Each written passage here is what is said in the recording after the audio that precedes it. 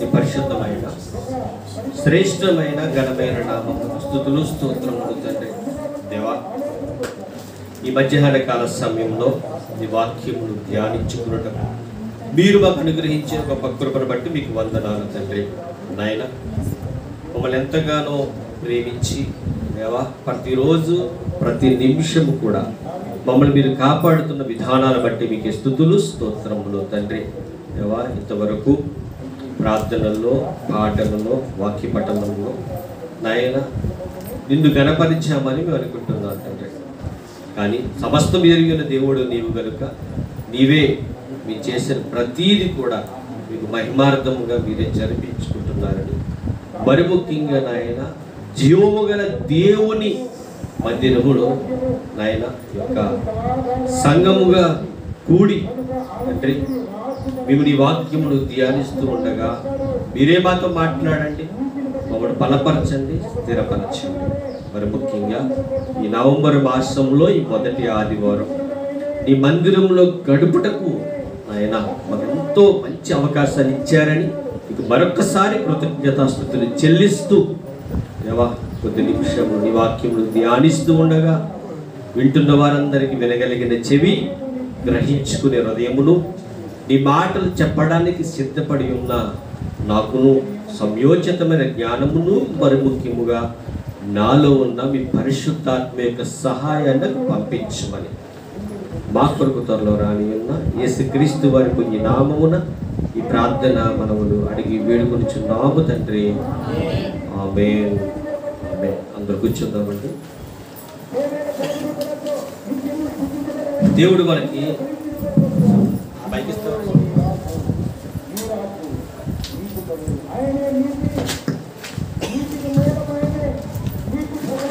దేవుడు మనందరినీ కూడా ప్రేమించి ఆయన ఇచ్చిన గొప్ప సదవకాశాన్ని చాలా జాగ్రత్తగా సద్వినియోగం చేసుకుందామండి. ఈరోజు దేవుడు మనందరినీ కూడా ప్రతిరోజు కూడా, ఈరోజు ఏముంది, ప్రతిరోజు కూడా దేవుడు ఏం చేస్తున్నాడు మనల్ని ఆయన కృపతో, ఆయన దయతో మనల్ని ఏం చేస్తున్నాడు, కాచి కాపాడి ఉదయాన్నే లేచి అవకాశం ఇస్తున్నాడు, సాయంకాలాన్ని మళ్ళీ చక్కగా పడుకునే అవకాశం ఇస్తున్నాడు. పగలంతా పని చేసుకుంటున్నాం, నైట్ అంతా ప్రశాంతంగా పడుకుంటున్నాం, మళ్ళీ లేస్తున్నాం, మళ్ళా పని చేసుకుంటున్నాం, మళ్ళా పడుకుంటున్నాం. అంటే ఇది రోజు మన జీవితంలో జరిగే ఒక చక్కటి వర్క్. మనం పనిచేసేది వేరైతే దేవుడు మన పట్ల ఆయన చూపిస్తున్న కృప గొప్పది. అంటే దేవుడు మనల్ని ఎంతో చక్కగా నడిపిస్తున్నాడన్న ఒక విషయం మనకు అర్థమైంది. దేవుడు ఎంతగానో కాచి కాపాడుతున్నాడన్న ఒక విషయం మనకి ప్రతిరోజు తెలుసు. తెలిసినా మనం కొంతమంది ఏం చేస్తారంటే ప్రతి ఒక్కరి జీవితంలో జరిగేదే కదా ఇది అని, మన పట్ల కూడా అలాగే జరుగుతుంది అని అనుకునేవారు కూడా కొంతమంది లేకపోలేదు. అయితే ఇక్కడ దేవుడు మాట్లాడుతూ అద్భుతమైన వివరణ మనకు చెప్తూ, దేవుడు కృప చూపించడానికి, దేవుడు నడిపించడానికి ఎప్పుడు కూడా ఆయన ముందే ఉంటాడు. ఆయన చెయ్యిని మన మీద ఉంచాడు కాబట్టి మనం ముందుకి కొనసాగలుగుతున్నాం. ఆయన నడిపిస్తున్నాడు కాబట్టి మనం నడవగలుగుతున్నాం. కాబట్టి అందరం కూడా జాగ్రత్తగా కొద్ది నిమిషాలు దేవుడు మాట వినగలిగితే, దేవుడు ఆనాటి ఇశ్రాయేలు జనాంగంతో లేదా యోధా జాతితో కొన్ని మాటలు తెలియజేస్తూ ఈరోజు మనతో, మన పిల్లలమైన మన అందరితో కూడా ఆయన మాట్లాడుతూ ప్రాముఖ్యమైన విషయాన్ని మనకి తెలియజేయబోతున్నాడు. ఆ మాటలు తెలియజేస్తూ కూడా ఆయన మన మీద కొన్ని నేరాలు మోపబోతున్నాడు. దానికి సిద్ధమేనా? మీరు ఒకవేళ వినండి, విన్న తర్వాత మేము వేటికి లోబడట్లేదు అనుకుంటే ధన్యులే, ధన్యులు ధన్యురాళ్ళు, అంతే కదా. ఇటు మగవాళ్ళు ఇటు ఆడవాళ్ళు ఉన్నారు కాబట్టి ఇక్కడ దేవుడు చెప్పే ప్రతి మాట కూడా ఆ యోధా జాతితో లేదా ఇశ్రాయేలు జనాంగంతో ఆ చెప్పిన మాటలో, ఆయన మోపిన నేరాలలో మన మీద లేకపోతే మనం ఏమవుతాము? ధన్యులు అవుతాం, అంతేగా. ఈరోజు ఏంటనేది ఎవరికి వాళ్ళే పరిశీలన చేసుకోవాలి. ఎవరు దాని గురించి లేదు చెప్పక్కర్లేదు, చేతులు ఎత్తక్కర్లేదు, ఏమి చేయక్కర్లేదు. కానీ మన మనస్సును మనం ఏం చేయాలి? అడగాలి. మన మనసును అడగాలి. నేను దేవుడు ఇలా మాట్లాడాడు ఈరోజు, ఇలా ఉన్నానా లేదా అని ఎవరిని అడగాలి? పక్క వాళ్ళని అడగాలి, మీ మనసును అడగాల. అప్పుడు మనసు ఏం చెప్పుద్ది? అలాగేరా బాబు, ఆయన వద్దన్న పని మనం ఏం చేస్తున్నామని. ఒకవేళ అలా ఉంటే చెప్పుద్ది, లేకపోతే లేదు బాగానే ఉన్నామనే విషయాన్ని మనసే చెప్పాలి. మనసే మళ్ళీ ఏం చేయాలి? గద్దించాలి. అలా మనసును మీరు ఏం చేస్తారంటే ఇక్కడే ఉంచండి, ఎక్కడికి పంపొద్దు, వేరే చోట్లకి పంపకండి. వేరే చోట్ల పంపడం అంటే మీరు ఏదనుకుంటారేమో, వేరే చోట్ల పంపడం అంటే ఏంటి? ఇక్కడ ఉండి అక్కడ ఏం జరుగుతుంది, ఎక్కడంటే మన ఇంటి దగ్గర, లేదా వేరే ఆలోచన ఏదైనా ఉండొచ్చు. మనిషి తర్వాత చాలా ఆలోచనలు ఉంటాయండి. అవేమి కూడా లేకుండా జాగ్రత్త పడండి. దేవుని మాటను చాలా జాగ్రత్తగా మనం ఈరోజు పరిశీలన చేద్దాం. ఎందుకంటే దేవుడు మనల్ని కాపాడుతున్నాడు, ఆయన కృపతో మనల్ని నడిపిస్తున్నాడు. అక్టోబర్ నెల అంతా కాపాడాడు, అవునా?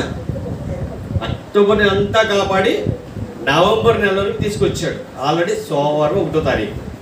ఇప్పటికప్పుడే నవంబర్ నెల ఎన్ని రోజులు గడిచిపోయాయి? 6 రోజులు పూర్తయిపోయి 7వ రోజున మనం అడుగు పెట్టాం. అంటే ఇలా ఎప్పటి జరుగుతుందంటే మనం పుట్టిన నాటి నుంచి జరుగుతుంది. ప్రతిరోజు కూడా గడుస్తుంది. ప్రతిరోజు ఆయన కృపతో మనం కాపాడబడుతున్నాము జాగ్రత్తగా. ఇంతవరకు కొంతమంది ఇక్కడ చిన్నవాళ్ళు ఉన్నారు, యవనస్తులు ఉన్నారు, నడివయసు గల వాళ్ళు ఉన్నారు, వృద్ధులు ఉన్నారు. అంటే అందరికీ కూడా వారు పుట్టిన నాటి నుంచి కూడా దేవుడు తన కృపతో నడిపిస్తున్నాడు. అది నమ్మితే ధన్యులు. రైట్. ఈరోజు దేవుడు మాట్లాడే అద్భుతమైన మాట ఏంటంటే, ముందు మనం ఈ కీర్తన గ్రంథంలో 40వ వచనంలో కొన్ని వచనాలు మీతో నేను చెప్పిన తర్వాత దేవుడు కొన్ని నేరాలు మోపబోతున్నాడు. ఆ నేరాలు ఎలా ఉన్నాయో చూద్దాం. ఇక్కడ ఏమంటున్నాడు? ఈ దావీదు గారు ఈ కీర్తన రాస్తూ ఈ పాట పాడుతూ, యెహోవా కొరకు నేను సహనముతో కనిపెట్టుకుంటుంది. అంటే దావీదు గారి యొక్క కనిపెట్టే విధానం ఎలా ఉందట? సహనం. అంటే సహనం అంటే ఓర్పు. అంటే దేవుడికి ప్రార్థన చేస్తున్నాడు, దేవుని అడుగుతున్నాడు. కార్యాలు ఒకవేళ జరగకపోతున్నా సరే కంగారు పడట్లేదట. మనం ఏం చేస్తూ ఉంటాం? కంగారు పడతాం. అంటే మనందరికీ మొదటిగా నేర్పించే దేవుడు ఏంటంటే, ఈ కుటుంబంలో నువ్వు ఏది జరగాలనుకున్నావో అది జరిగేంత వరకు నువ్వు కంగారు పడొద్దు. ఏది విడిచిపెట్టకూడదు? ప్రార్థన విడిచిపెట్టకూడదు. మనం ఏదైనా కావాలంటే ఏం చేస్తాం? ప్రార్థన చేస్తాము. ఆ ప్రార్థన ఏం చేయదంటున్నాడంటే, నేను అది అడిగాను కాబట్టి ఆయన చేయట్లేదు కాబట్టి ఇంకెన్నిసార్లు అడుగుతానులే, ఎన్ని రోజులు అడుగుతానులే అని నువ్వేం చేయకూడదట? విడిచిపెట్టకూడదట. నువ్వు ఆయన ఇచ్చేంత వరకు సహనంతో కనిపెడుతూనే ఉండాలి. ప్రార్థన జీవితం అంతకంతకు రోజుకి ఏమవుతుండాలి? ఎదుగుతూ ఉండాలి, తరిగిపోతూ ఉండాలి. అంటే ఇక్కడ అందరికి ఒక మాట చెప్తున్నాను. మీరు ఎప్పుడైతే రక్షణ తీసుకున్నారో నాకు తెలియదు, కానీ రక్షణ తీసుకున్న నాటి నుండి ప్రార్థనలో ఎదుగుతున్నారా, తరిగిపోయారా? ప్రశ్నించుకోండి. మీకు మీరే, ఎవరికి చెప్పొద్దు. ఎదిగారా అంటే స్టార్టింగ్లో గంట చేశారు, ఇప్పుడు 2 గంటలు చేయగలుగుతున్నారా? స్టార్టింగ్లో ఎక్కువ చేసి ఉంటారు, ఇప్పుడు అంత చేసి ఉండకపోవచ్చు. ఒకసారి మీకు మీరు పరిశీలన చేసుకుని ఎదిగామా, తరిగామా? ఇక్కడ దావీదు ఖచ్చితంగా చెప్పే మాట ఏంటంటే, యెహోవా కొరకు నేను సహనముతో కనిపెట్టుకుంటుని, ఆయన నాకు చెవియెగ్గి నా మొర ఆలకించును. అంటే సహనం చూస్తాడు ముందు, ఆయన ఓర్పుని చూస్తాడు. నన్ను అడుగుతున్నాడు నా కుమారుడు, నేను ఒకవేళ ఇవ్వకపోతే ఓర్పు ఉంటుందా లేదా, సహనంతో ఉంటాడా లేదా? అంటే ఇవి అందరి జీవితంలో జరుగుతాయంటో, అందరికీ ఉంటాయి ఇవన్నీ కూడా. నువ్వు ఏది అడిగినా ఆయన ఇస్తాడనే నమ్మకంతో అడగాలి, ఆయన చేస్తాడనే విశ్వాసంతో నువ్వు ఉండాలి. చేస్తాడు ఆయన. ఇక్కడ ఆయన అంటున్నాడు, నేను ఓపికతో కనిపెట్టాను, సహనంతో కనిపెట్టాను, అప్పుడు ఆయన నా మొరను ఆలకించెను. నాశనకరమైన గుంటలో నుండి, జిగటిగల దొంగ ఊబిలో నుండి ఆయన నన్ను పైకెత్తెను. అబ్బా, ఎలాంటి స్థితిలో నుంచి పైకెత్తుతున్నాడు ఆయన? ఆశ్చర్యకరమైన గుంట. ఆశ్చర్యకరమైన గుంట అంటే ఎందుకు పనిచేయడం అట. ఆయన అలాంటి స్థితిలోకి వెళ్ళిపోయాడు. ఆయన ఆ స్థితిలోంచి కూడా దేవుడు ఏం చేస్తాడట? లేవని. అంటే ఈ విషయాలన్నీ దావీదు గారికి తెలుసు ఈ విషయాలన్నీ ఐగుప్తు దేశము నుండి కానాను దేశానికి ప్రయాణమైన ఇశ్రాయేలుకి తెలియదా? తెలుసు కదా. దేవుడు సమస్తాన్ని చేసిన దేవుడు కాబట్టి ఆయన మనల్ని కాపాడుతాడు, నడిపిస్తాడు అన్న విషయం వాళ్ళకి బాగా తెలుసు. తెలిసినప్పటికీ కూడా వాళ్ళు ఎలా ఉన్నారంటే ఎప్పటికప్పుడు దేవుని మాటను వ్యతిరేకిస్తూనే ఉన్నారు, దేవుణ్ణి బాధ పెడుతూనే ఉన్నారు, దేవుణ్ణి ఏడిపిస్తూనే ఉన్నారు. ఇక్కడ మొత్తాన్ని మనం చెప్పాల్సింది ఏంటంటే ఇశ్రాయేలు అడిగేస్తే దేవుడు బాధపడుతున్నాడు. ఎంత బాధపడుతున్నాడంటే ఆయన ఎంత బాధాకరంగా ఆయన ఉన్నాడనంటే ఒక్కసారి ఇర్మియా గ్రంథానికి వెళ్తాం. ఇర్మియా గారితో చెబుతూ ఆయన అంటున్న ఒక మాట చూద్దామండి. ఇర్మియా గ్రంథము 2వ అధ్యాయము, ఇర్మియా గ్రంథము 2వ అధ్యాయము 13వ వచనాన్ని మనం పరిశీలన చేద్దాం. ఎవరట అంటే ఎవరు జనులు వీళ్ళు? దేవుని యొక్క జనులు, ఆయన పిల్లలు. మనమందరం ఎవరు? ఇక్కడ మాట్లాడే ప్రతి మాట కూడా మీరు ఎవరి గురించో దేవుడు చెప్పాడు, ఎవరి గురించో మనకి తెలియజేస్తున్నాడు, ఎవరితోనూ మాట్లాడుతున్నాడు, ఎవరి గురించో చెప్పిన విషయము అన్న విషయం పక్కన పెట్టేయండి.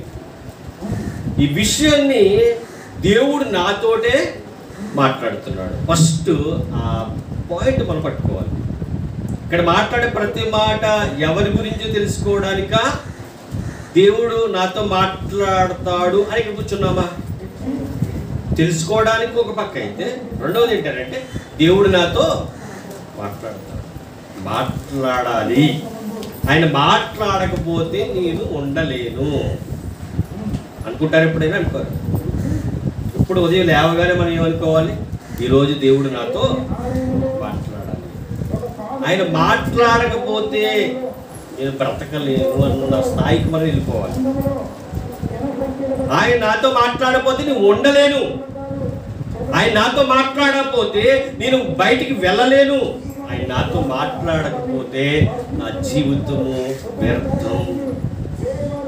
అంత లోతుకు వెళ్ళిపోవాలి. మనం అంత లోతుకు వెళ్ళిపోవాలి. మనం లేవగానే ఎప్పుడు కూడా ఆయనతో సహవాసం చేస్తున్న వారిగా, ఇంకా అదే మన జీవిత లక్ష్యం, అదే మన జీవితంలో జరగవలసింది. వేరే వాటికి తావు, వేరే వాటికి చోటు, వేరే వాటికి ఇవ్వడానికి వీలు లేదు అని ఖచ్చితంగా మాట్లాడుతూ చెప్తున్న మాట ఇక్కడ ఏంటంటే నా జనులు. ఆయన అన్న మాటకి చూడండి ఎంత గొప్ప బంధం ఉందో. అక్కడ కొన్ని చోట్ల అంటాడు నా కుమారుడా, నా కుమారుడా, నా జనులు. అంటే ఇక్కడ ఎంత మంచి బంధం మనకు కనిపిస్తుంది చెప్పండి. ఇక్కడ వీళ్ళు ఎవరు పిల్లలట, ఎవరి జనమట? వీళ్ళు దేవుని జనాంగం అట. మనల్ని అలాగే పిలుస్తాడు నా కుమార్తె, నా కుమారుడు, నా కుమార్తె, నా కుమారుడు. అంటే ఎంత లోతులకు వెళ్ళే బంధాన్ని మనకు చూపిస్తున్నాడు చూడండి. ఇక్కడ మాట అంటున్నాడు నా జనులు 2 నేరములు చేసి ఉన్నారు. ఏం చేసినట్టు వాళ్ళు?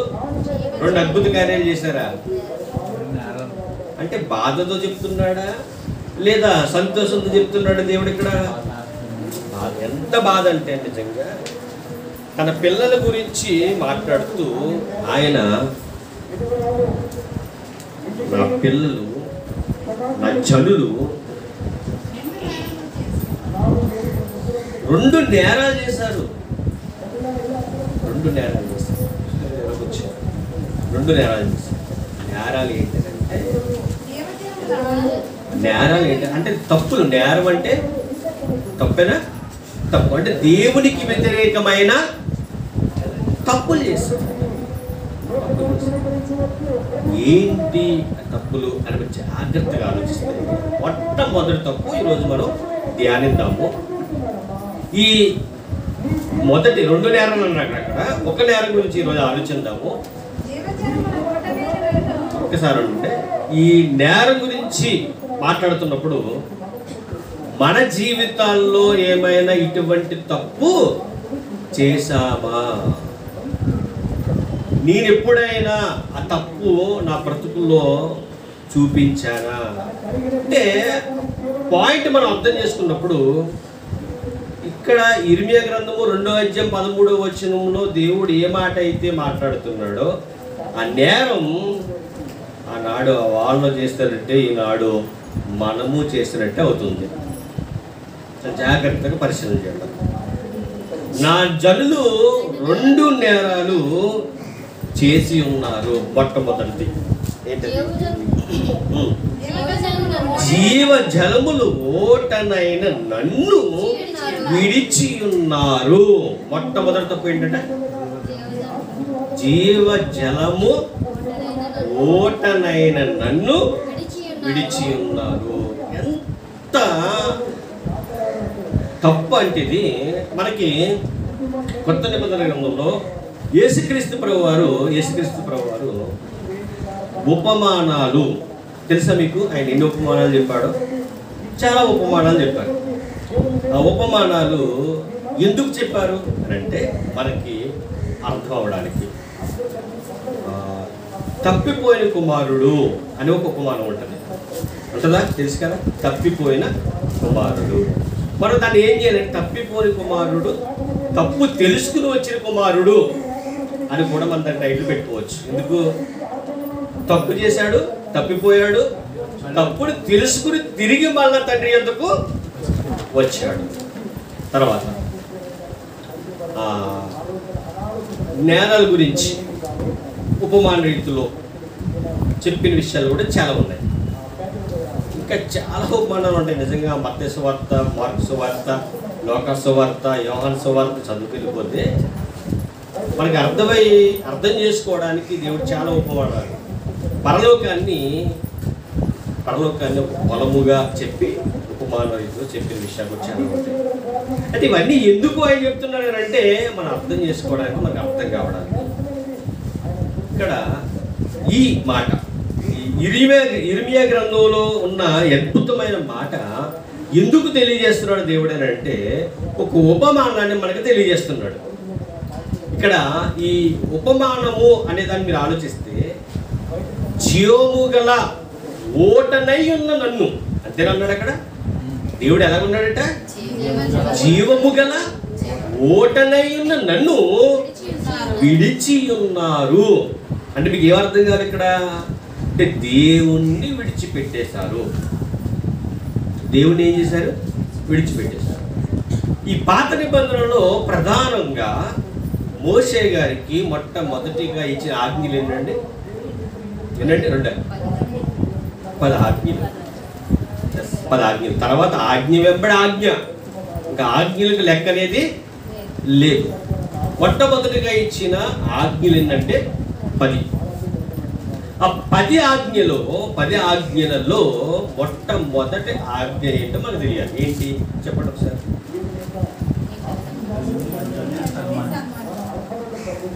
ఇప్పుడు ఎక్కడ ఉందో ఒకసారి అక్కడికి వెళ్ళిపోతే మనకి ఇంకా బాగా అర్థమవుతుంది. ఇప్పుడు ఎక్కడికి వెళ్ళిపోవాలి మనం? నిర్గమాకాండము 20వ అధ్యాయము ప్రారంభ వచనం చదువుతాం. అప్పుడు బాగా మనకి అర్థమవుతుంది. అందరూ తీయండి బైబిల్ ఒకసారి. అందరూ చదవాలి. చదవగలిగిన వారు, బైబిల్ ఉన్నవారు ప్రతి ఒక్కరు కూడా బైబిల్ తెరవండి. పాత నిబంధన గ్రంథంలో 61వ వచనమా, 61వ అధ్యాయమా కాదు, 61వ పేజీ నెంబరా? నిర్గమాకాండము 20వ అధ్యాయము 1వ వచనం నుండి చదువుతాం. దేవుడు ఈ ఆజ్ఞలన్నీ వివరించి చెప్పాను. నీ దేవుడునైనా యెహోవాను నేనే. అంటే ఏమని చెప్తున్నాయి స్టార్టింగ్ లోనే? దేవుడునైన యెహోవాను నేనే. దావీదు గారు ఏమన్నారు? నీ వంటి వాడు ఒక్కడును లేడు. అంటే దావీదు గారు దేన్ని కోట్ చేశాడు? ఈ లోకంలో నువ్వు తప్ప వేరొక దేవుడు లేడు అని చాలా క్లియర్గా చెప్పేశాడు. అన్నమాట చెప్పేశాడు ఆయన. కానీ యోధా జాతి లేదా ఇశ్రాయేలీలుగా ఉన్నప్పుడు వీళ్ళు దేవుణ్ణి ఎలా అర్థం చేసుకున్నారు అనే విషయం మనకు అర్థం కావాలంటే ఇక్కడ దేవుడు అన్న మాట ఏంటంటే, ఇదిగోనయ్యా నేను తప్ప వేరొక దేవుడు మీకు లేడు అని చెప్పి 2వ వచనం, ఈ దేవుడైన యెహోవాను నేనే, నేను దాసుల గృహమైన ఐగుప్తు దేశంలో నుండి నిన్ను వెలుపలకు రప్పించి తిని. ఏం చేశాడట ఆయన? ఎక్కడి నుంచి? ఐగుప్తు యొక్క దేశం నుండి. అంటే దాసులుగా మీరు పనిచేస్తున్నారు, అక్కడ పనివారిగా ఉన్నారు, మీకు అక్కడ అధికారం లేదు, మీరు అక్కడ జైల్లో ఉన్నారు, అక్కడ కఠినమైన ఆ యొక్క భారాలు మోసేవారు మీరు. వాటన్నిటి నుంచి కూడా నేను ఏం చేశాను? మిమ్మల్ని విడిపించాను. ఏమండి, మనల్ని కూడా ఇక్కడ రక్షణ పొందుకుని ఉన్నారు కదా, రక్షణ పొందుకున్న వారు అందరినీ దేవుడు ఏం చేశాడట? పాపం అనే బానిస బ్రతుకు నుండి విడిపించి బయటికి తీసుకొచ్చాడు. ఆనాడు వీళ్ళని ఐగుప్తి అనే ఆ దేశం నుంచి ఆ బానిస బ్రతుకుతూ దాసి బ్రతుకుతూ ఉన్న వాళ్ళని విడిపించి దేవుడు తీసుకొచ్చాడు. ఈరోజు మన అందరినీ ఇక్కడ రక్షణ పొందుకున్న వారందరినీ కూడా పాపము బతుకులో నుంచి విడిపించి బయటికి తీసుకొచ్చాడు. అయితే అలా తీసుకువచ్చిన తర్వాత ఎలా ఉండాలో చెప్తున్నాడు. ఇక్కడ పాయింట్ ఆగండి, ప్రతీది పాయింట్అవుట్ చేయండి, ప్రతీది జాగ్రత్తగా ఆలోచించండి. మీరు పాపపు జీవితంలో నుండి విడిపింపబడ్డారు అంటే మీరు ఒక పక్కకు వచ్చేసారు, ఇంకా పాపం నుంచి విడిపింపబడ్డారు, ఆ యొక్క సరసాన్ని విడిపింపబడ్డారు. మీ సంఖ్యలు ఏమయ్యాయి? తెగిపోయాయి. మీరు ఇప్పుడు ఫ్రీగా ఉన్నారు, పాపం లేదు ఇంకా. అయితే మీరు ప్రత్యేకింపబడిన వారు కనుక మీ పాపములను కడిగిన వారిని ఏం చేయాలి? పాపమును కడిగిన ఆ దేవుడికి నువ్వు ఎలా ఉండాలి అంటే ఒక సిస్టమ్ పెడుతున్నాడు ఇక్కడ. ఆనాడు ఇశ్రాయేలుతో అదే మాట చెప్పాడు, మీరు ఐగుప్తు నుండి దాసవ బతుకులో నుంచి మిమ్మల్ని విడిపించిన వాడిని నేనే. మీరు ఇది మర్చిపోవద్దు, ఇది మర్చిపోవడానికి వీలు లేదు. ఈరోజు మనతో కూడా అంటున్నాడు, మీ పాపము సంఖ్యలను విడగొట్టింది ఎవరనంటే ఆ పరలోకమందున్న తండ్రి తన కుమారుని భూమి మీదకు పంపించి మన పాపం అనే సంఖ్యలను ఏం చేశాడు?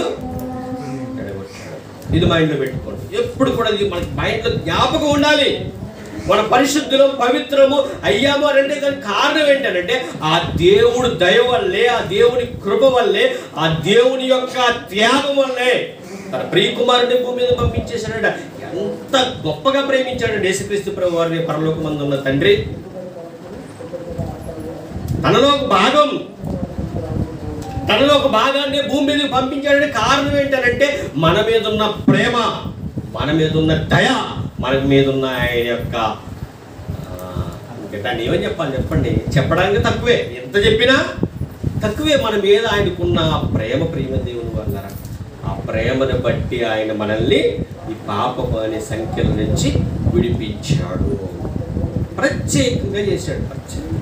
అయితే మీరు ఒకప్పుడు చీకటిలో ఉండేవారు, తెలుసా మాట ఐడియా ఉందా? మీరు చీకటిలో ఉండేవారు, అతని ఆశ్చర్య కార్యములు బట్టి ఏం చేశారు? ఆయన వెలుగులోనికి వచ్చారు. వెలుగులోనికి వచ్చిన మీరు ప్రత్యేకింపబడిన వారు. ఈరోజు అదేనండి ప్రత్యేకమైన కార్యక్రమం ఏంటంటే, ప్రత్యేకింపబడ్డ మీకు ఈరోజు ఏమి ఇవ్వబడుతుంది? యేసుక్రీస్తు ప్రభు వారి యొక్క శరీరము, ఆయన యొక్క రక్తం. మరి ఎవరు తీసుకుంటారు ఇది? రక్షణ పొందుకున్నవారా, పొందుకోలేని వారా? మరి పొందుకున్న వారికి ఎందుకు ఇవ్వబడుతుంది? మీరు ఆయన రక్తంలో కడగబడిన వారు, మీరు ప్రత్యేకింపబడిన వారు. ప్రత్యేకత దేనికి? ఈ ప్రభు వల్ల అనే విషయానికి వస్తే దేవుడు మనకు పెట్టిన ఒక భిక్ష. ఎందుకు చెప్పంటారు? ఇది కానీ లేకపోతే జనులు కట్టు లేకుండా ఎలాగే తిరుగుతారో అలా వాక్యం లేకుండా తిరుగుతారు అన్నమాట. అంటే ప్రతీది కూడా దేవుడు ఒక సిస్టాన్ని ఏర్పాటు చేశాడంటే, దేవుడు తన యొక్క మార్గంలో నా పిల్లలు నడవాలి. దారి తప్పిపోకూడదు అన్న ఉద్దేశంతో దేవుడు అన్నీ ఏర్పాటు చేయడం జరిగిందండి. ఇవన్నీ అయితే ఇక్కడ అన్నమాట ఏంటంటే వీళ్ళు ఏం చేశారంటే జీవమగల దేవుడైన యెహోవాని వీళ్ళు విడిచిపెట్టేశారు. దీనికి ఉపమానంగా ముందు మనం ఆలోచించగలిగితే ఆయన డైరెక్ట్గా సూటిగా మాట్లాడిన మాట ఎక్కడంటే ఈ నిర్గమకాండము 20:3 డైరెక్ట్గా చెబుతున్న మాట ఏంటంటే జాగ్రత్తగా చదువుదాము. నేను తప్ప వేరొక దేవుడు నీకు ఉండకూడదు. డైరెక్ట్గా చెప్పేశాడు కదా. ఇందులో ఇంకా మొగమాటాలు లేవు, ఇందులో మళ్ళీ అది ఇది కోట్ చేసి చెప్పడాలు లేవు, ఉపమానంగా మళ్ళీ ఏదో చెప్పడాలు లేవు. డైరెక్ట్గా ఇస్రాయేలు చెప్పిన మాట ఏంటంటే నేను తప్ప వేరొక దేవుడు నీకు ఉండకూడదు. మళ్ళీ దీన్ని ఏదో రక్త తీసుకొద్దామా ఇక్కడ తీసుకెళ్ళి అక్కర్లేదు. ఇంకా డైరెక్ట్గా చెప్తున్నాడు. వాళ్ళ నమ్మితే నువ్వు ప్రత్యేకింపబడతావు అంటున్నాడు. అలా నమ్మే మనం ఏం చేసాము? బాప్తిస్మము తీసుకున్నాం. నమ్మే బాప్తిస్మం తీసుకున్నప్పుడు ఒక ప్రమాణం చేసాం మనం. ఏమని? అయ్యా ఈ లోకంలో ఉన్న వీటి మీద నాకు ఆశ ఉండదు, ఇక దేని గురించి నేను ఆలోచించను. ఇంతవరకు ఆలోచించి ఆలోచించి ఆలోచించి నేను భ్రష్టుడైపోయాను, పాపినైపోయాను, ఇక నాకు అటువంటి ఆలోచన ఏమీ లేవే అని ప్రమాణం చేశారా లేదా చెప్పండి. మీతో చెప్పలేదా మీ మాస్టర్ గారు ఇచ్చేటప్పుడు? కొంతమంది అది జ్ఞాపకం ఉండాలి. అది జ్ఞాపకం ఉంది. ఎంతమంది జ్ఞాపకం ఉంది? ఇప్పుడు చేయొద్దాం సార్. బాప్తిస్మం తీసుకున్నప్పుడు పాస్టర్ గారు చెప్పిన మాట విని మేము అలా బ్రతుకుతాము అన్నవారు మాట చేయొద్దాం. పాస్టర్ గారు చెప్పిన తర్వాత మీరు అలా ఉంటాము అన్నవారు చేయొద్దంత ఎత్తని బాప్తిస్మం తీసుకున్నవారు. సరే, అంటే ఇప్పుడు మాట్లాడే ప్రతి మాట కూడా మాట ఇచ్చిన వారికి హృదయాలకు వెళ్తుంది అన్నమాట. అంటే మళ్ళీ ఏదో అంటున్నారని అనుకోకండి. ఈ మాట ఎందుకంటే మన హృదయాల్లో ఉన్న ప్రతి ఆలోచనలు కూడా సెట్ చేసేది. ఒకవేళ అది మనం స్వీకరిస్తే మనల్ని ఏం చేస్తుందంటే అది సెట్ చేస్తుంది. నేను తప్ప వేరొక దేవుడు మీకు ఉండకూడదు. బాప్తిస్మం ఇచ్చేటప్పుడు కూడా మనం ఇచ్చిన మాట ఏంటంటే నువ్వు తప్ప నాకు వేరొక దేవుడు లేడు. లోకంలో ఉన్న వాటిని అన్నిటిని ఏం చేస్తున్నాను? వెంట తెచ్చుతున్నాను. ఇంకా నాకు దాంతో సంబంధం లేదు. లోకంలో ఉన్న వాటి వైపు నేను వెళ్ళను. లోకంలో ఉన్న వాటి వైపు నా మనసు వెళ్ళదు. లోకంలో ఉన్న వాటి వైపు నేను చూడను. లోకంలో ఉన్న వైపు నేను పట్టించుకోను. నాకు కేవలం కావాల్సింది ఏంటంటే బైబిల్. నువ్వు ఇచ్చిన పరిశుద్ధ గ్రంథంలో ఉన్న మాటే నాకు కావాలి. నువ్వు ఇచ్చిన పరిశుద్ధ గ్రంథంలో ఉన్న మాటే నేను ఫాలో అవుతా. ఒకవేళ నాకు ఏ టైం పాస్ కాకపోతే టైంలో నేను ఒకవేళ బోర్ కొడుతుంటే టైంలో కూడా ఏం చదువుతాను? బైబిల్ చదువుతా. ఏదో చూసి ఆ దాంట్లో ఉన్న నేర్చుకుని దాన్ని బట్టి మళ్ళీ మీరు చూడండి అనేటువంటి నేను చెప్పను. ఏమనకూడదు మనం. మనకి ఏంటంటే టైం ఒకవేళ మనకు బోర్ కొడితే ఏం చేయాలి? బైబిల్ చదవాలి. లేదా సెల్ వచ్చేసి ఇక సెల్ పాటలు పెట్టుకోవాలి, వాక్యం వినాలి. ఎక్కడో ఏదో నేర్చుకోవచ్చని వేరే రూట్లో మనం వెళ్ళకూడదని బైబిల్ చెప్తుంది. ఒకవేళ నువ్వు ఆ రూట్లోకి వెళ్ళావంటే అది నేనేం చేస్తుందంటే ఆకర్షిస్తుంది. నువ్వేదో మంచి చూడాలనుకుంటావు, మంచి పాయింట్ పట్టుకోవాలనుకుంటావు, మంచి చూసి నేర్చుకోవాలనుకుంటావు. కానీ అదేం చేస్తుందంటే ఇది నేర్పదు. ఏది నేర్పిద్ది? చెడు అనే దాన్ని నేర్పిస్తుంది. అస్సలు ఎవ్వరు కూడా ఆ వేకి వెళ్ళొద్దు. ఇంకా కొద్దిగా మనం ఏం చేస్తున్నామంటే లోకానికి కరెక్ట్ అయిపోతున్నాం. ఒక్కొక్కసారి కరెక్ట్ అవ్వడానికి వీల్లేదు. ఇక్కడ చెప్తున్నాడు నేను తప్ప వేరొక దేవుడు లేడని చెప్పేశాడు ఇశ్రాయేలుతో. మరొక మాట అన్నట్టు చూడు అక్కడే ఘాటుగా చెప్తున్నాడు అంట. ఇదేదో ఆసామాజిక కాదు. పైన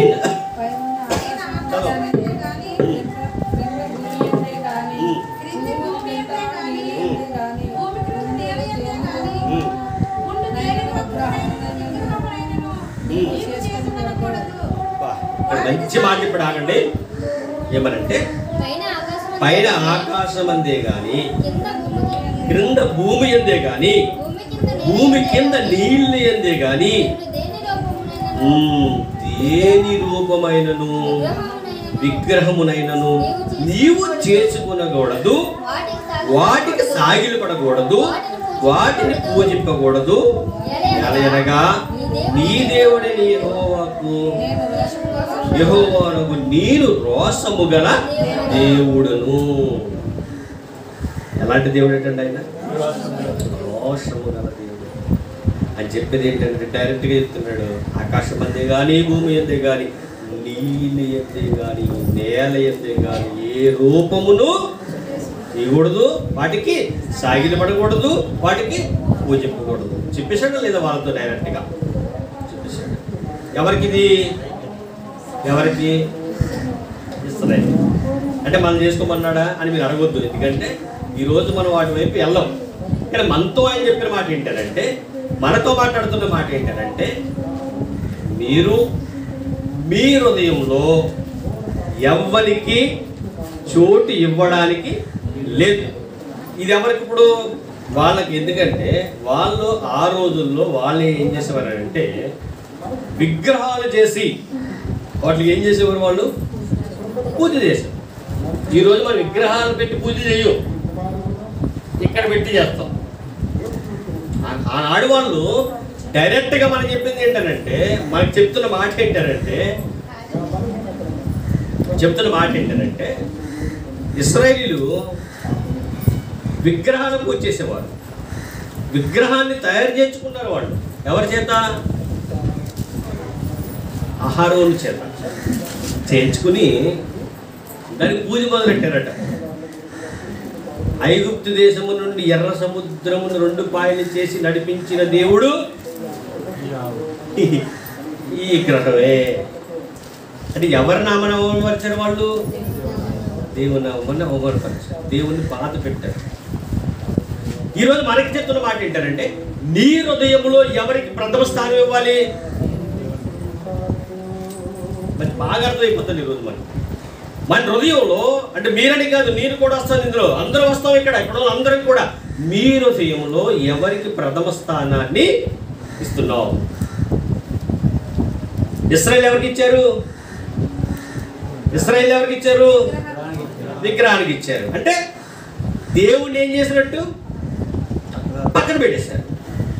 ఈరోజు మనం ఆలోచిస్తే మనం ఎవరికి ప్రథమ స్థానాన్ని ఇచ్చాం? దేవుడికి. అందరూ చేస్తారు, ఇస్తే రైట్, మంచిదే. ఇస్తే ఒక మాట అడుగుతున్నాను, దేవుడికి ప్రథమ స్థానాన్ని ఇచ్చానంటున్న నీవు అది ఎలా లెక్క తెలుస్తుందంటే, నువ్వు రోజుకి ఎవరితో ఎక్కువ టైంని స్పెండ్ చేస్తున్నావు.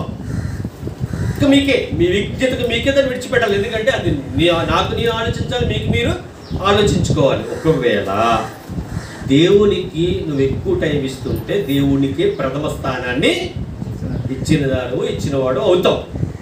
ఒకవేళ దేవునికి ఇవ్వకపోతే ఎవరికి ఇచ్చినట్లు? నెక్స్ట్ దేవుడు కాకపోతే దెయ్యం, అంతే కదా. అంటే నువ్వే పనైనా కానివచ్చు. ఇంకా దేవుడికి సహవాసం అంటే బైబిల్ చదవడం, ప్రార్థన చేయడం, ఎవరితో ఎక్కడ కూర్చున్నా, ఎవరితో ఈ మాటలు మాట్లాడినా దేవుడి మాటలనే మాట్లాడటం.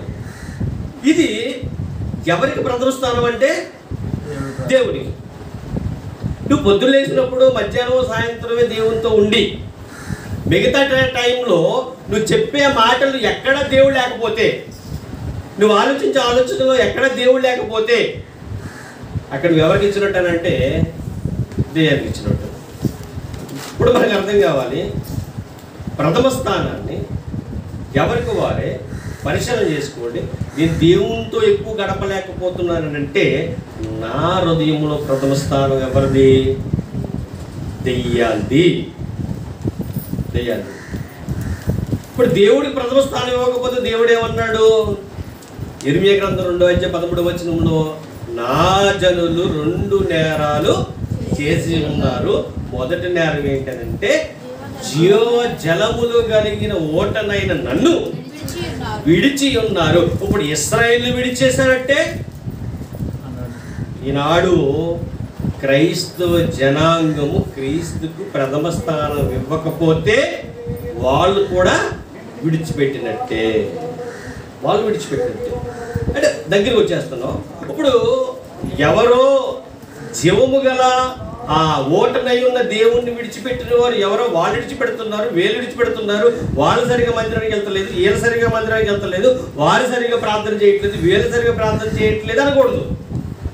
అది ఏం చేయాలి? ఇప్పుడు ఎవరికి వారు పరీక్షించుకుని పరిశీలించుకుని, ఒకవేళ జీవము గల దేవుడైన ఆ యొక్క దేవుణ్ణి మనం ఒకవేళ విడిచిపెట్టే స్థాయికి వెళ్ళిపోతున్నామేమో, ఆయన కృపలకు దూరం అయిపోతున్నామేమో, మనకు మనం పరిశీలన చేసుకుని, లేదు నేనే దగ్గర కావాలని వచ్చామనుకోండి, దేవుడు చేర్చుకుంటాడా చేర్చుకోడా? ఆయన దీర్ఘశాంతం కలిగిన వాడండి, దీర్ఘశాంతం. ఆయన విడిచిపెట్టే దేవుడు కాదు. విడిచిపెట్టి ఇంకా నాకు వీళ్ళు దూరం అయిపోతున్నారు కాబట్టి నేను వదిలేస్తాననే దేవుడు కాదు. ఇంకా టైం ఇస్తాడు, ఇంకా సమయం ఇస్తున్నాడు. నా పిల్లలు నా దగ్గరికి వస్తారు, నన్ను ప్రేమిస్తారు. ఆయన ప్రేమ తగ్గేది కాదండి, అంతకంతకు పెరిగే ప్రేమ, పెరిగే ప్రేమ. ఆ ప్రేమకు మనం ఏం చేయాలి? విలువనివ్వాలి. విలువ ఉండట్లేదండి ఈరోజు. విలువ లేకపోయేసరికి ఆయన ఎంతగా బాధపడతాడు. ఆయన బాధపడి మనల్ని వదిలేస్తున్నాడా? వదలట్లేదు. ఇంకా టైం ఇస్తున్నాడు. ఇక్కడ మనం ఆలోచించవలసింది ఏంటంటే, ఆ పిల్లలు ఎంత చెప్పినా వినట్లేదు. అపవాదిగాడు చాలా పరుగున వచ్చేస్తున్నాడు. ఎందుకు? అవిశ్వాసాన్ని పెట్టడానికి, దేవుని నుంచి దూరం చేయడానికి ఎన్నో ప్రయత్నాలు చేస్తున్నాడు అపవాదిగాడు. ఎంత దారుణంగా పరిగెడుతున్నాడంటే, అపవాది పరిగెడుతున్న పరుగుకు అపోస్తలుడైన పౌలు గారు ఆయన ఎంత గొప్పగా పరిగెట్టినాడో ఒక వచనాన్ని మీకు చూపిస్తాను. కొత్త నిబంధన గ్రంథంలో కొత్త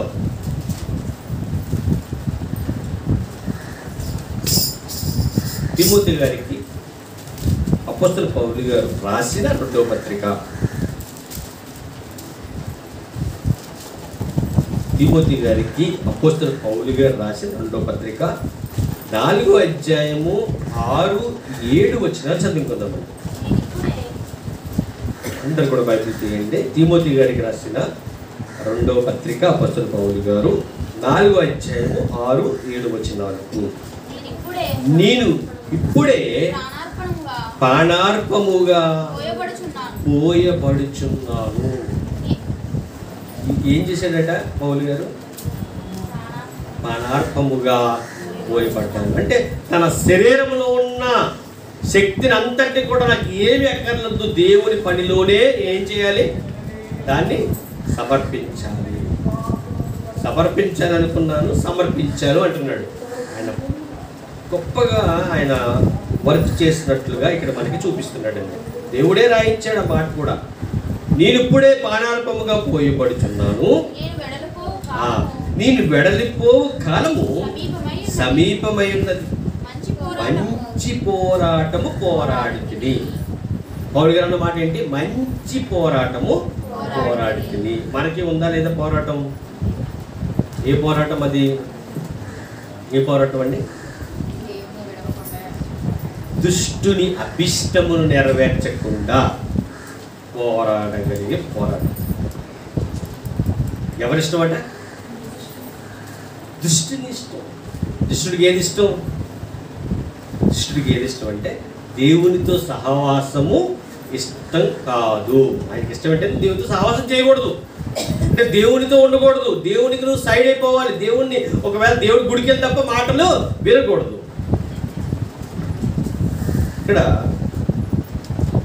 అపవాదిగా ఇన్ని ప్లాన్లు వేసుకుంటూ ఉంటేనట పౌలు గారు ఎక్కడ కూడా తగ్గలేదట. తగ్గకుండా ఏం చేశాడట ఆయన? మంచి పోరాటము పోరాడుతుని, నా పరుగు కడముట్టించి తిని, విశ్వాసము కాపాడుకుంటుని. పరుగు దేనిగా పరుగు? దేనిగా పరుగు చెప్పండి? అనేకమైన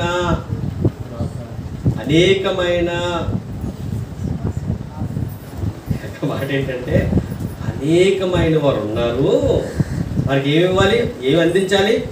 వాక్యాన్ని అందించాలి. వాక్యాన్ని అందించాలంటే నేను మామూలుగా కూర్చుంటే కుదరదు. నేనేం చేయాలి? పరిగెత్తాలి. అది పరుగు. ఆ పరుగు ఎందుకో తెలుసా? దుష్టుడు నాకంటే పరుగు ముందు పెట్టేస్తున్నాడు. పాయింట్ ఏంటంటే జాగ్రత్తగా వినండి. ఇక్కడున్న మనం అందరం కూడా పరుగు పెట్టాలి. దేనికి పరుగు పెట్టాలి?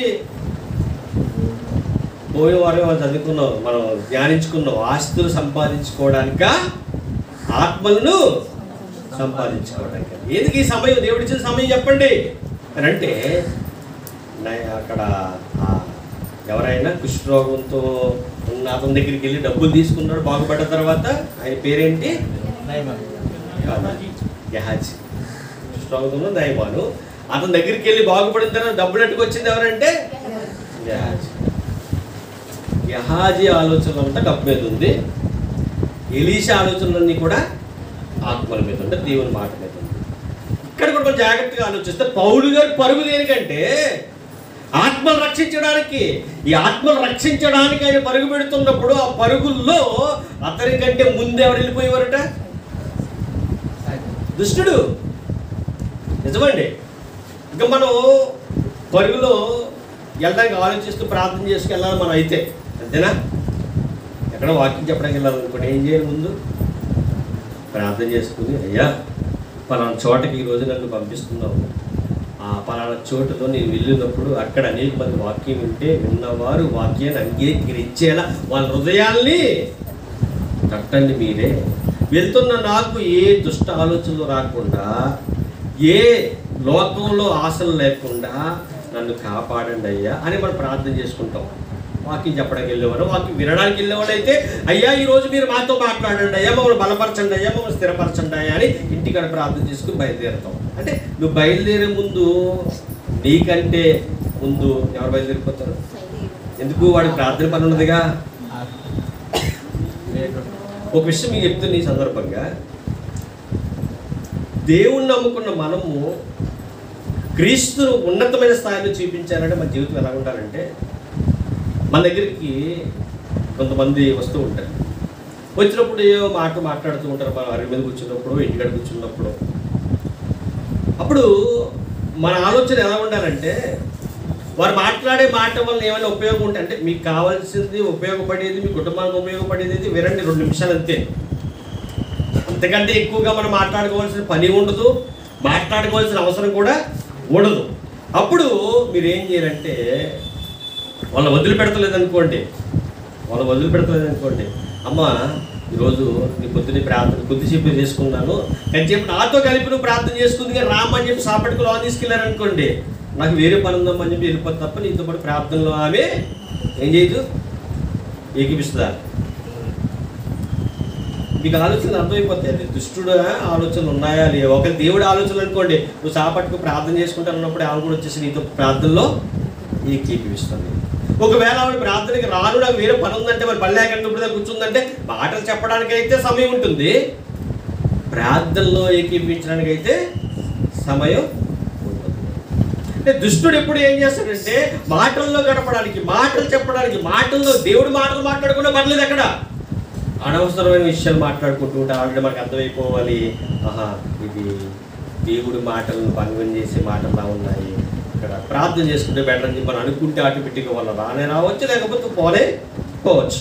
అంటే ఒక క్రైస్తవ లక్షణం ఎలా ఉండాలంటే ఎప్పుడు కూడా దేవుణ్ణి గణపరిచే వారిగానే మనం ఉండాలి.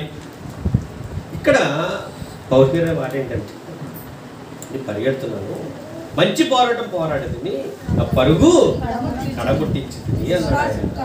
విశ్వాసాన్ని, అంటే పరుగులు దేని కూడా కాపాడుకోవాలి, విశ్వాసాన్ని కాపాడుకోవాలి. ఈ సందర్భం ఇక్కడ చెప్పాడు కదా, ఈయన దశలోనికులకు కూడా పత్రిక రాస్తూ ఒక మాట అన్నాడు. అది కూడా మీకు చూపించి వచ్చే వారం దాన్ని కంటిన్యూ చేద్దాం. అక్కడ ఏమన్నాడు, దశలోనికులకు రాసిన 2వ పత్రిక, అదే కొత్త నిబంధనలో దశలోనికులకు రాసిన 2వ పత్రిక 3వ అధ్యాయము 1 నుంచి 3 వచనాలు చదువుదాం.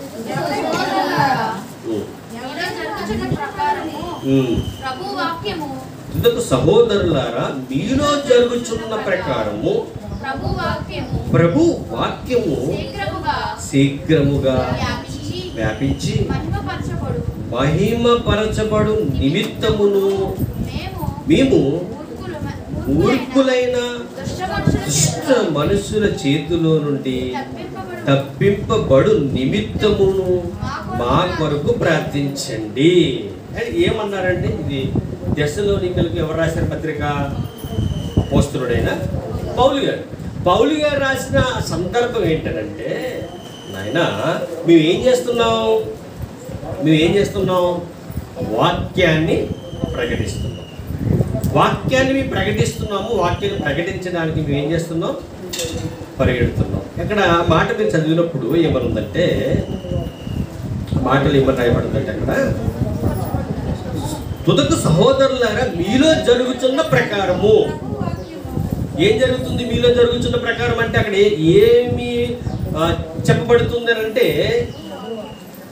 ప్రభు వాక్యము శీఘ్రముగా వ్యాపించి మహిమ పరచబడు నిమిత్తమును. ఏమన్నా ఆయన ఇక్కడ శీఘ్రముగా వ్యాపించి అన్న మాట దగ్గర చూడండి, 2 పెట్టి కింద ఏమన్నాడు? పరిగెత్తి. వ్యాపించడం అంటే పరిగెత్తి అన్నాడు. అంటే ఇక్కడ ఏం చేస్తున్నాడు పౌలు గారు అని అంటే, వాక్యాన్ని చెప్పడానికి పరుగులు తీస్తున్నాడు ఆయన. ఎందుకు ఆయన పరుగులు తీయాలి చెప్పండి? ఎందుకు ఆయన దాని మీద ఒక ప్రధానమైన దృష్టి పెట్టాలి అని అంటే, కింద అంటాడన్నమాట, మేము మూర్ఖమైన దుష్ట మనుషుల చేతుల్లో నుండి తప్పింపబడు నిమిత్తము మా కొరకు ప్రార్థించండి అంటే అక్కడ ఎవరున్నారట? ఎక్కువ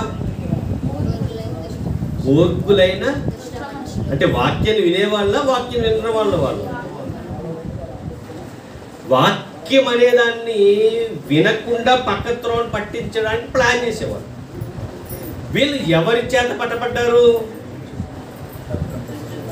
దుష్టుల చేత పట్టబడ్డారు. దుష్టుల చేత పట్టబడిన వారు వాక్యాన్ని వినడానికి ఒప్పుకోరు. వాక్యాన్ని వినడానికి చెవిని ఇవ్వరు. వాక్యం చెబుతుంటే వాళ్ళని ఏదో రకంగా ఏం చేయాలి?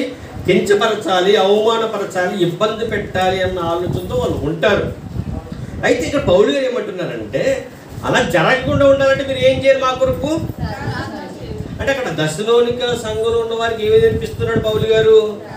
ప్రార్థన. అంటే ప్రార్థన చేయడం వల్ల కలిగే ఏంటంటే లాభాలు చాలా ఉన్నాయి. ప్రార్థన వల్ల లాభాలు చాలా ఉన్నాయి. అయ్యా మీరు మా గురించి ప్రార్థన చేయండి అని చెప్పి, విశ్వాసము అందరికీ లేదు, అయితే ప్రభు నమ్మదగిన వాడు, ఆయన మిమ్మను స్థిరపరిచి దుష్టత్వము నుండి కాపాడు. మీరు ఒక విషయాన్ని నమ్మండి, చాలా మంది తిరగబడుతున్నారు, చాలా మంది ఆటంకపరచడానికి ప్రయత్నం చేస్తున్నారు. అయితే మీరు ప్రార్థన చేయండి, ఎందుకంటే దేవుడు నమ్మదగినవాడు. ఎలాంటి వారి నుంచి అయినా దేవుడు ఏం చేస్తాడు? కాపాడుతాడు. కానీ ఇక్కడ ఒక విషయం మీరు ఆలోచిస్తే, దుష్టుడు ఏం చేస్తున్నాడంటే, దుష్టుడు దుష్టత్వము నుండి కాపాడుతాడు. దుష్టుడు నుండి అని అంటే చూడండి, ఇక్కడ 3 కింద ఏమన్నాడు? దుష్టుని నుండి. అంటే దేవుని వాక్యాన్ని వినడంలో వారందరూ కూడా ఎవరి చేత పట్టబడ్డారు? దుష్టుడి చేతిలో ఉన్నారు. అంటే దుష్టుడి చేతిలో వాళ్ళు ఉన్నారు. కాబట్టి ఇక్కడ దేవుని వాక్యమును శీఘ్రంగా చెప్పడం వలన, శీఘ్రంగా వాక్యాన్ని ప్రకటించడం వలన, పరుగున దేవుని మాటలు చెప్పడం వలన జరిగే లాభం ఏంటంటే దుష్టుని చేతిలో నుండి కాపాడబడతారు. ఒకవేళ మనం అలా చేయకపోతే దుష్టుడు ఏం చేస్తాడంటే పట్టేసుకుంటాడు. అలా పట్టుకున్న జనాంగము దేవునికి వ్యతిరేకంగా మారిపోతుంది. దేవునికి నచ్చని కార్యాలు చేస్తారు, దేవుణ్ణి బాధ పెడుతూ ఉంటారు, దేవుణ్ణి ఇబ్బంది పెడుతూ ఉంటారు. అలా ఉండడానికి వీల్లేదు. కాబట్టి నా ప్రియ సహోదరి సహోదరులారా, దశలోని సంఘస్థులారా, మీ దగ్గర ఉన్న వారందరికీ మీరు ఏం చేయాలి? ప్రార్థన చేయాలి. సంఘానికి ప్రాముఖ్యంగా నేర్పించేది ఏంటంటే పౌలు గారు ప్రార్థన. ఈ ప్రార్థన ఎప్పుడైతే నువ్వు చేసావో దుష్టుడి చేతుల్లో నుండి చాలా మందిని కాపాడబడతారు. అంటే మనం చేయడం వల్ల ఉపయోగం ఉందండి అని అంటే ఉంది. ఎందుకు? నువ్వు ప్రార్థన చేయడం వలన చాలామంది హృదయాలు మారే అవకాశం కూడా ఉంది. మన ప్రార్థన చేయడం వలన దేవుని ఇష్టాలు నెరవేర్చేవారిగా మారే అవకాశం ఉంది. ఇక్కడ ఈ ఇర్మియా గ్రంథంలో దేవుడన్న మాటను బట్టి జీవము గల ఓటనై ఉన్న నన్ను విడిచిపెట్టి ఉన్నారు అని అక్కడ రాయబడితే, అక్కడ నిర్గమాకాండం 20:3 నేను తప్ప వేరొక దేవుడు నీకు ఉండనే కూడదు అన్న మాటకి మనం ఆలోచిస్తాము. తర్వాత కాలంలో ఈ ఇశ్రాయేలీయులు చాలా విగ్రహాలు పూజించడం, వాటికి సాగిలు పడడం, వాటికి దండం పెట్టడం ఇవన్నీ చేసేవారట. ఇప్పుడు దేవుడు ఏమన్నాడంటే, మీరు ఎవరికి దూరం అయిపోతున్నారనంటే జీవము గల దేవునికి దూరం అయిపోతున్నారు. నీవు ప్రథమ స్థానాన్ని దేవుడికి ఇవ్వకండి, దేనికి ఇచ్చినా దేవుడికి ఏమైనట్టే దూరం అయినట్టే. దూరంగా ఉన్న బ్రతుకుల మనకి, దగ్గరగా ఉన్న బ్రతుకుల మీకు మీరు పరిశీలన చేసుకోవచ్చు. పౌలు గారు చెప్పడం ఏంటంటే, ఆ యొక్క దశలోనికలో ఉన్న వారికి లెటర్ రాస్తూ, మీరు చాలా జాగ్రత్తగా ఉండండి, మీరు మా అందరి నిమిత్తము ప్రార్థన చేయండి. దుష్టుడు చాలా మందిని పట్టుకోవడానికి నాకంటే ముందే పరిగెట్టేశాడు, వారికి ఎన్నో వెరలు వేసేసాడు, ఎన్నో ఆలోచనలు కలిగించేశాడు. ఇప్పుడు ఆ కలిగించిన ఆలోచన అన్నిటి నుంచి ఏం చేయబడాలి? వాళ్ళు తప్పింపబడాలి అని అంటే మీరు వారి నిమిత్తము ప్రార్థన చేయాలి. ఇదిగో నేను వారికి వాక్యం చెప్పడానికి ముందుకి వెళ్తున్నాను, కాబట్టి మీరు నా నిమిత్తము ప్రార్థన చేయండి, వాళ్ళ నిమిత్తం కూడా ప్రార్థన చేయండి. శీఘ్రముగా దేవుని వాక్యాన్ని ప్రకటించాలి. ఆ ప్రకటనలోనే పౌలు గారు ఏం చేశారంటే, తనకున్న సమస్తాన్ని వదిలేసుకున్నాడు. నాకు ఏమి వద్దు, యేసుక్రీస్తు ప్రభు వారు సిలువ వేయబడినట్టే నేను కూడా సిలువ వేయబడి, అంటే అన్ని బాధలు అనుభవించాలని, అన్ని శ్రమలు అనుభవించాలని, అన్ని ఇబ్బందులు అనుభవించాలని పౌలు గారు కోరుకున్నారు. ఆ కోరుకున్న విధంగానే ఆయన అనుభవించాడు. ఆ శ్రమల్లో ఆనందాన్ని పొందుకున్నాడు, ఆ శ్రమల్లో సంతోషాన్ని పొందుకున్నాడు. పరుగు పెట్టాలి, పరుగులో నువ్వు మొదటి స్థానంలో ఉండాలి అంటున్నాడు. మనం ఏ పరుగులో ఉన్నామో ఆలోచించండి. లోకాన్ని పొందుకోవాలని పరుగులో ఉన్నామా, పరలోకానికి చేరుకోవాలని పరుగులో ఉన్నామా? ఏ పరుగు? ఆ పరుగు మీకు అర్థమవుతుంది మీరు జీవితాల్లో దేన్ని బట్టి వెంబడిస్తున్నారు, ఏది కావాలని కోరుకుంటున్నారో, దేని కొరకు వెంపర్లాడుతున్నారో, దేని కొరకు మీరు ఇష్టపడుతూ వాటి వైపు తిరుగుతున్నారు. మనకు అర్థమైతే నిజమే, నేను దేవుడికి ప్రథమ స్థానాన్ని ఇస్తున్నాను అని అనిపిస్తుందండి. మనకు అర్థమైతే. లేదు, లోకంలో ఉన్న వాటిని ప్రేమిస్తున్నాను అనుకుంటే అప్పుడు అనిపిస్తుంది ఈ లోకంలో ఉన్న వాటిని ప్రేమిస్తున్నాను కనుక దేవుడికి స్థానాన్ని పక్కన పెట్టి ఫస్ట్ దెయ్యానికే నాకు ప్రథమ స్థానాన్ని ఇస్తున్నానని అర్థమవుతుంది. అంటే నువ్వు ఎలా ఉండాలంటే దేవుడికి ప్రథమ స్థానం ఇచ్చేదానికి ఇచ్చేవాడిగా ఉండాలి. అది ఇచ్చేదానిగా ఉండాలంటే నువ్వు దేవుని విడిచిపెట్టావా? దేవుని విడిచిపెడితే మట్టుకు నువ్వు దేవునికి ప్రథమ స్థానం ఇవ్వలేదు. నువ్వు దేవుని విడిచిపెట్టకుండా ఉంటేనే దేవునికి ప్రథమ స్థానాన్ని ఇచ్చిన వాడు అవుతుంది. ఎలాగున్నావు, మన జీవితం ఎలాగుంది అని మనం పరిశీలన చేసుకున్నప్పుడు ఒక మాట మీకు అర్థం కావాలి. పౌలు గారు అన్నమాట, ఇదిగో నేను పానార్పముగా పోయబడితిని. పానార్పముగా పోయబడడం అని మీరు ఆలోచించినప్పుడు ఎలా అండి పానార్పంగా పోయబడడం అంటే, కష్టాలు, సమస్యలు, ఇబ్బందులు వస్తాయి.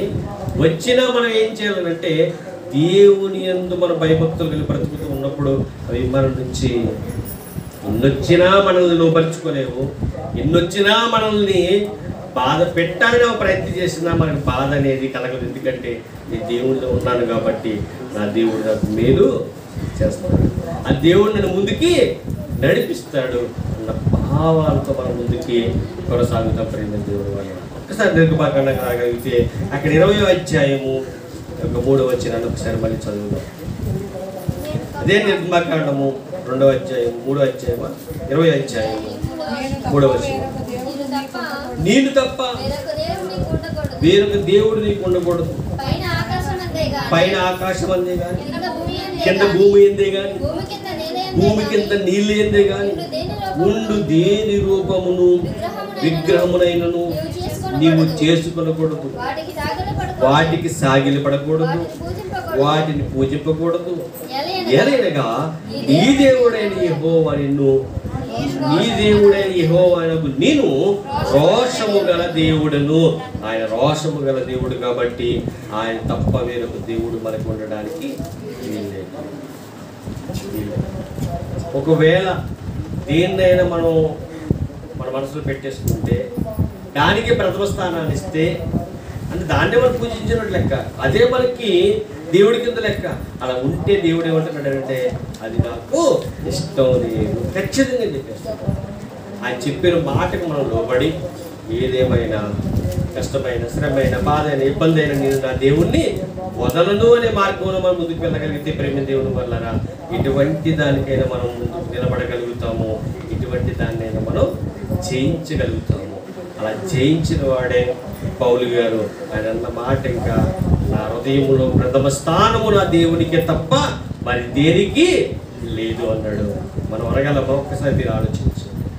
అలా అంటే మన బ్రతుకులు ధన్యం. అలా అనగలిగితే చాలా గొప్పగా ముందుకి కొనసాగలుగుతాము.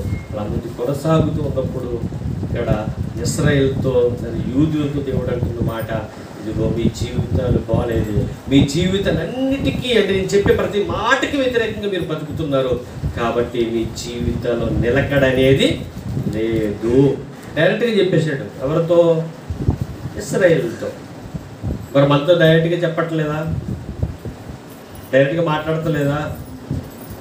మాట్లాడడం లేదు. చెప్పండి.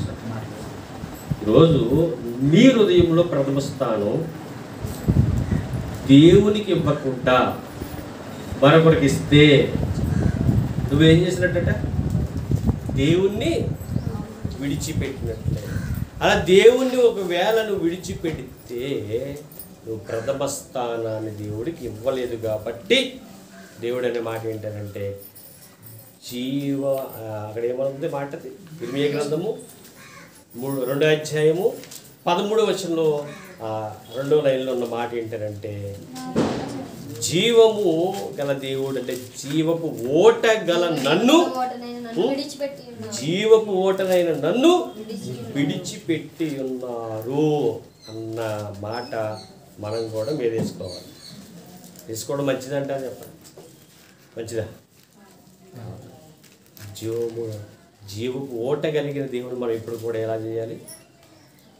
అత్తుకునే ఉండాలి.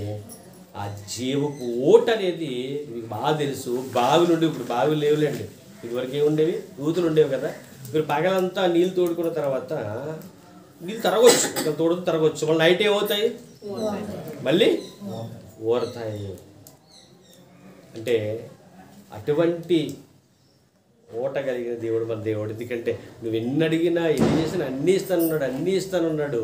మరొక మాట ఏంటంటే ఆనాడు ఇశ్రాయేలీయులు దాహంతో చచ్చిపోతామన్న ఫీలింగ్తో ఉన్నారు. దేంతో? దాహంతో. అప్పుడు దేవుడు ఏం చేశాడు? వాళ్ళ ముందు ఏం కనబట్టలేదు. వాళ్ళ ముందు ఏముందంటే బండ ఉంది. మోషే మీద చదువుకుంటున్నారట, ఇక్కడ తీసుకొచ్చావు నీళ్ళు ఎక్కడ చంపేస్తావని. అప్పుడు మోషే గారు ఏమో దేవుడి దగ్గరికి వెళ్ళి అయ్యా ఇలా అంటున్నారు అయ్యా అంటే, నువ్వు ఎందుకు అయ్యి భయపడతావు? వెళ్ళి ఆ బండని ఏం చేయాలి? మాట్లాడమండి, కొట్టమని చెప్తాడు. బండను కొడితే ఏమొద్దయ్యా అని అన్నాడు మోషే. జీవము గల దేవుడు మాటది. అంటే జీవము గల దేవుడు మాట్లాడితే ఎక్కడి నుంచైనా ఏమైనా కూడా రప్పించగలడు. కొత్త నిబంధనలో మాట్లాడాడు అబ్రహాం గారు గురించి మాట్లాడుతూ. యోహాను ఏమంటాడంటే, బాప్తిస్మిచ్చే యోహాను, ఈ బండ నుంచి కూడా పిల్లల్ని పుట్టించగల దేవుడు ఆయన. ఆ బండను కొట్టు, బండ నుంచి నీళ్ళు వస్తాయి, దాహం తీరద్దు అని అడిగితే అది ఎక్కడి నుంచి అయినా రప్పించగలిగిన గొప్ప దేవుడు. ఆకలి ఆకలి ఆకలిని ఏడుస్తున్నారంటే మేము అప్పుడు అక్కడ ఉన్నప్పుడు, ఐగుప్తులు ఉన్నప్పుడు చేపలు, ఉల్లిగడ్డలు, ఆ గడ్డలు, ఈ గడ్డలు బాగా వండుకు తినేవాళ్ళము. ఇప్పుడు మాకు ఏమీ లేదు, మాంసం లేదంటేనట ఆకాశం నుంచి తీసుకొచ్చాడు మన్నా. ఊరిడి పెట్టాలని ఏం చేశాడు ఆయన? రప్పించేసి వాళ్ళకి తింటేనట, అక్కడ ఉండదు మాట, తింటేనట చెవు నుంచి వచ్చేస్తుందట. అంటే అంత ఎక్కువగా దేవుడు ఏం చేశాడు? వాళ్ళకి చేశాడు. అంటే నువ్వు నమ్మిన దేవుడు జీవము గల దేవుడు. జీవము గల దేవుడు చేతుల్లో పడుట ఎబ్రీ పత్రిక 10వ అధ్యాయం, ఎబ్రీ పత్రిక 10వ అధ్యాయం 31వ వచనం. జీవము గల దేవుని చేతిలో పడుట భయంకరం. ఇప్పుడు ఎవరితో పడ్డారు వీళ్ళు? ఇశ్రాయేలీయులు. దేవుని చేతిలో పడితే భయంకరం ఏంటి? మంచిదే కదా, మంచిదే. ఇప్పుడు దాకా ఆయన మాట వింటూ, ఆయనకి నచ్చింది చేస్తూ, ఆయన చెప్పిన మాట ప్రకారం బ్రతుకుతూ, ఆయన ఆజ్ఞల ప్రకారం జీవిస్తే అది మంచిదే. ఆయనకి ఆజ్ఞలకు వ్యతిరేకంగా బ్రతికితే మట్టుకు ఆయన చేతిలో పడుట చాలా భయంకరం. ఈరోజు మన జీవితాలు కూడా దాన్ని బట్టి మీరు ఆలోచించాలి. నువ్వు దీర్ఘశాంతంతో ఆయన ఎదురు చూస్తున్నాడు కదా, ఇంకా చనిపోతే అయినా మారిపోతే సరిపోతుంది అనుకుంటున్నారేమో. అది కుదరదు. నీ మార్పు ఇప్పటి నుంచే ఉండాలి.